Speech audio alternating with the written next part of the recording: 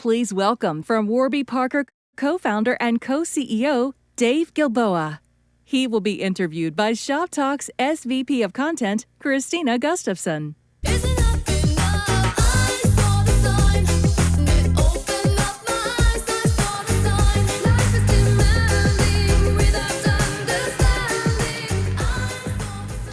Hi, Dave. Hello. Thanks so much for joining us for your first Shop Talk as well. Yeah, thanks for having me. And a fun song choice. But let's dive right in because I think every single person in this room knows Warby Parker.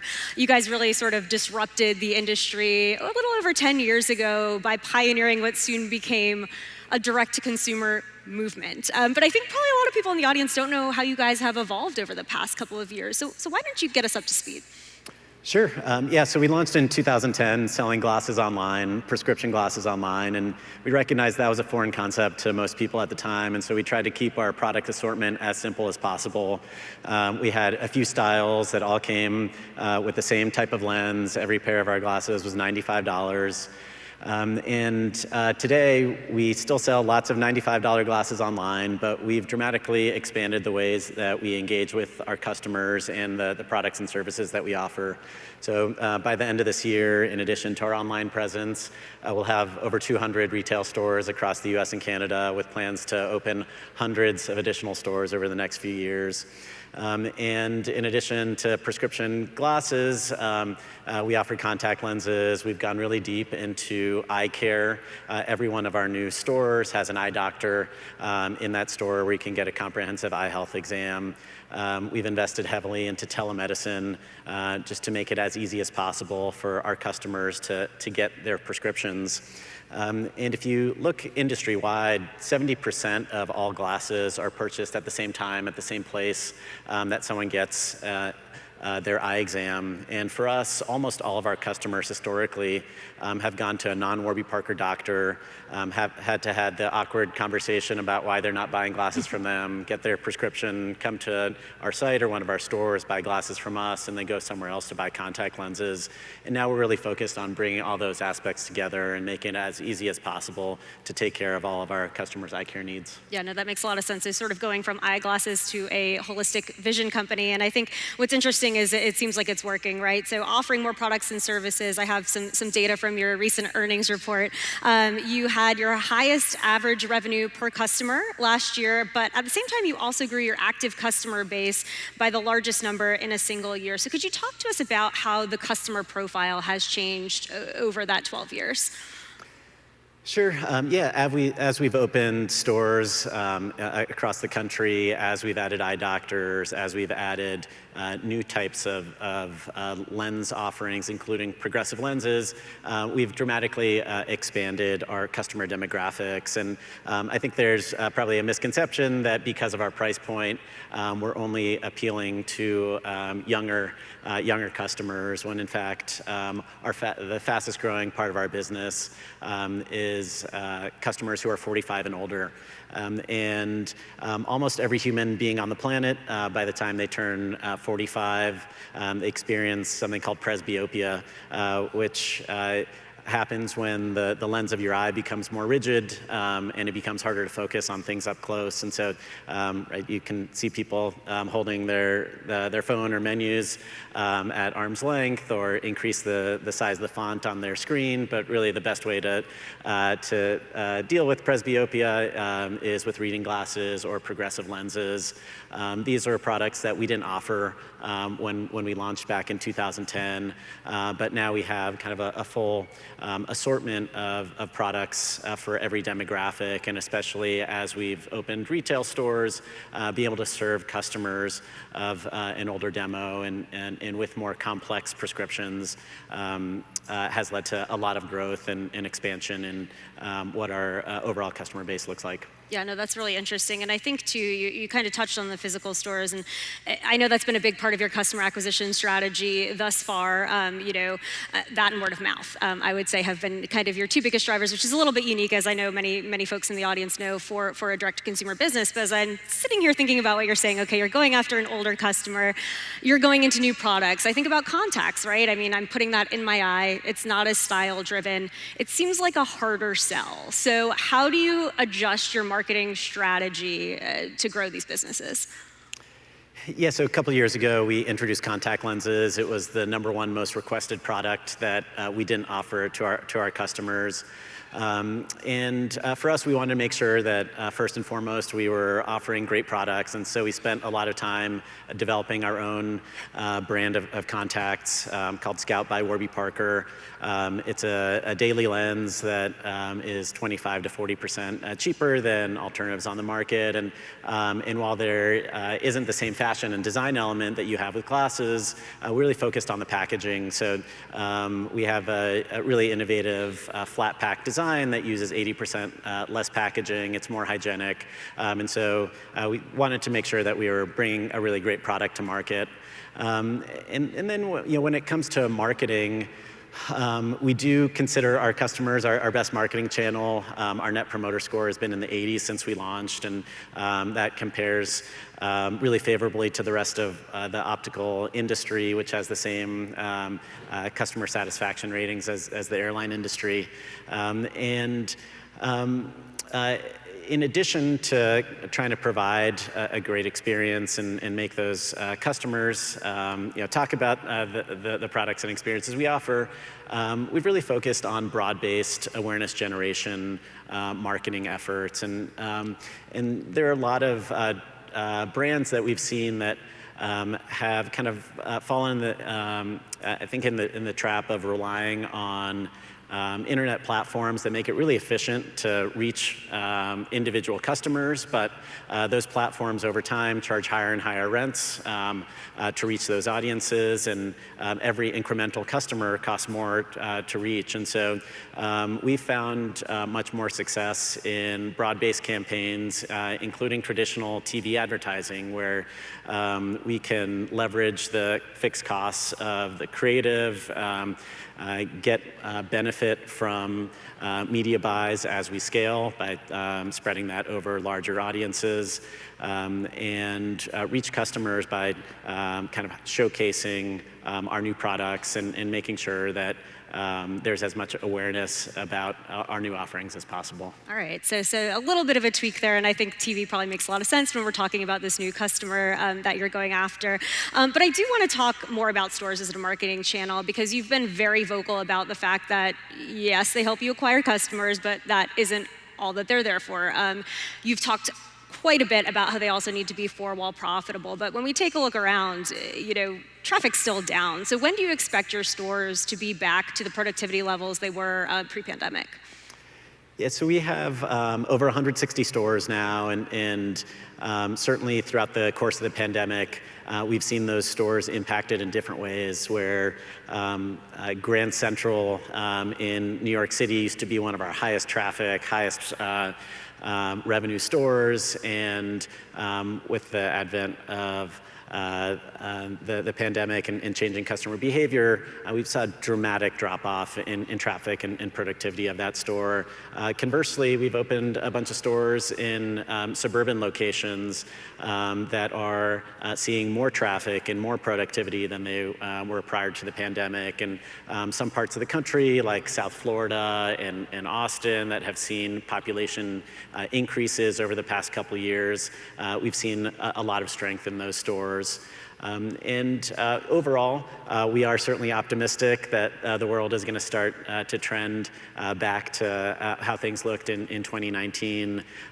We're bringing everyone back to our office starting next week in New York City, and we're expecting and hearing from a lot of our peer companies that there will be kind of a return to office plans, and so we are expecting by the end of this year that on average all of our stores across our fleet will be back to pre-pandemic levels. Yeah, it's really interesting to hear how the productivity levels are changing as the population shifts. I guess those weren't the temporary trends that people expected, and maybe will impact how you think about store growth going forward. But I want to switch gears a little bit because I know you touched earlier on the fact that you came to market, every pair of glasses was $95, great value.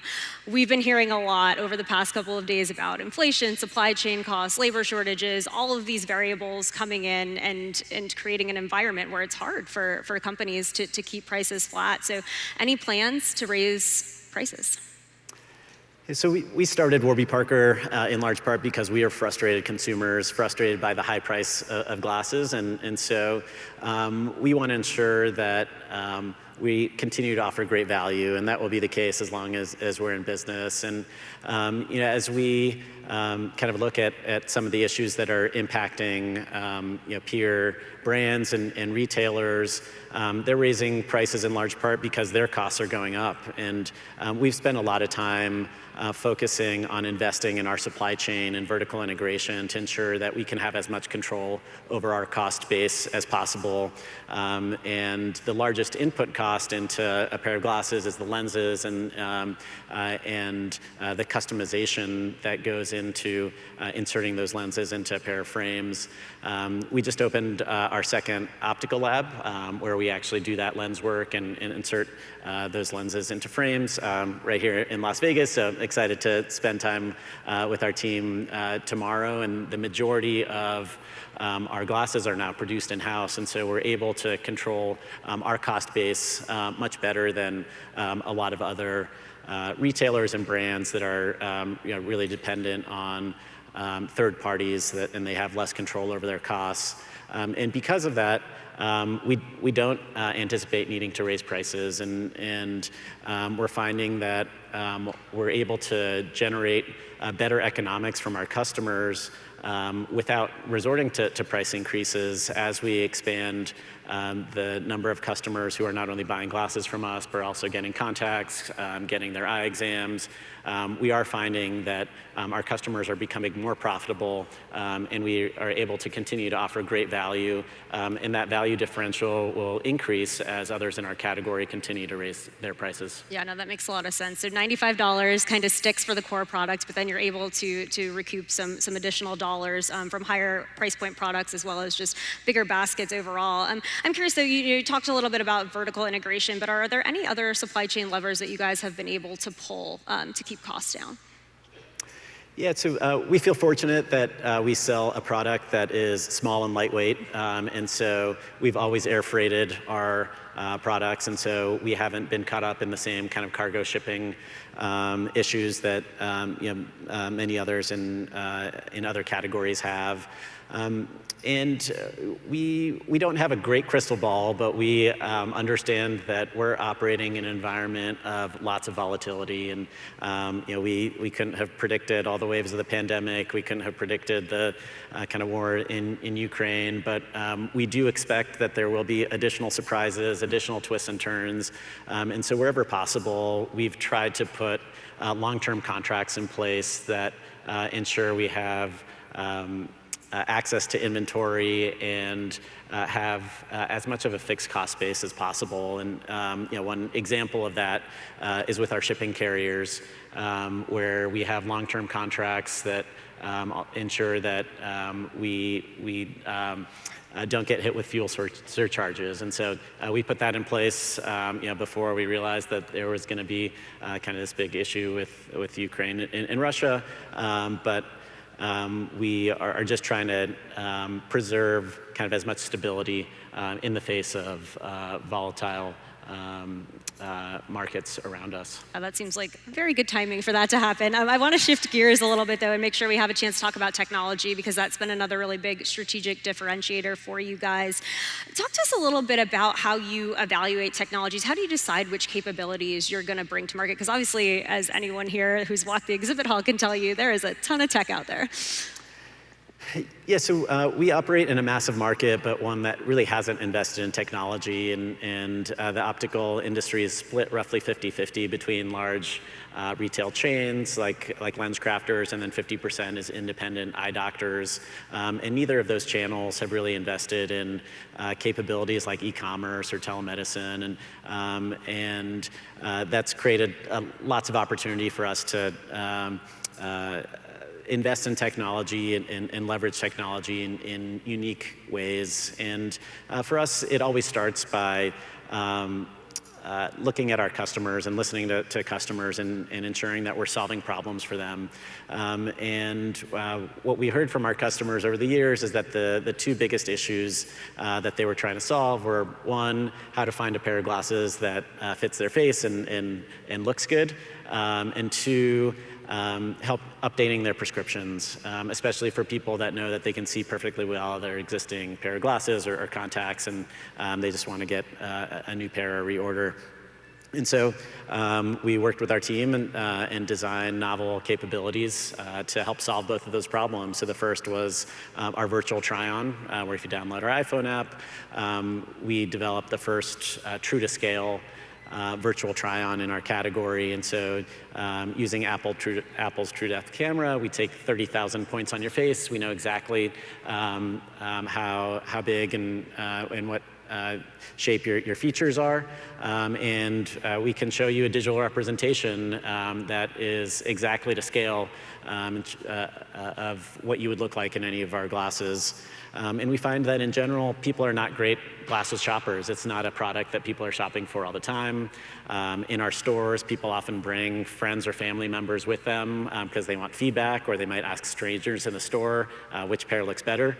And so by having these digital capabilities, we can give people more confidence. We can tell them which frames are likely to fit them best. And then on the prescription piece, we wanted to create a digital version to extend the reach of our doctors and make it as easy as possible for people to renew their prescriptions online. So we introduced a few months ago an app called Virtual Vision Test that you can download, do a vision test from home, and an ophthalmologist who's licensed in your state can renew your prescription remotely in under 5 minutes. Yeah, I mean, that sounds great. I know I haven't been to the eye doctor in like 2.5 years. But as I think about that, that's a really great service if it works. So talk to me a little bit about how you brought that product to life. Yeah, so if you think about the experience of going to get an eye exam, going to a doctor's office, they bring you into a room, you sit in a chair that is a fixed distance away from a screen. They put objects of a known size on that screen, and usually letters, and ask you to indicate in what you can see and what you can't. And now everyone has a screen in their pocket, and we said, well, what if we could recreate that experience by asking people to prop up their phone against a wall, and if we could determine the exact distance that someone is standing away from that screen, we could display letters on that screen and ask people to read what they can and what they can't read, and then we can have an eye doctor review those results remotely and use that to write a prescription. And so we had our team of data scientists and computer vision engineers develop a novel algorithm where we can determine the precise distance that someone's standing away from that phone. So we'll ask you to step back exactly 10 feet, and once you get to that spot, we'll put letters on the screen and ask you to read those letters, and then an ophthalmologist can review those results and write a prescription, and the whole process takes less than 5 minutes. Yeah, I'm sure you make it sound much easier than it was. But let's shift gears because I know our time is quickly running out. I want to talk a little bit about purpose quickly. You guys recently announced that you've donated 10 million pairs of glasses through your Buy a Pair, Give a Pair program. You also have launched the Pupils Project, which gives free eye exams and glasses to children in underserved communities. I think a lot of folks in the audience know that purpose is important to them, but they don't necessarily know how to land on a specific initiative and make it authentic to their brand. So can you talk a little bit about how you chose those two initiatives? Sure. I think it really requires getting proximate and really understanding the problem that you're looking to solve. And for us, we want to make sure that every human being on the planet that needs glasses has access to them. And we think by offering glasses for $95 makes them much more accessible.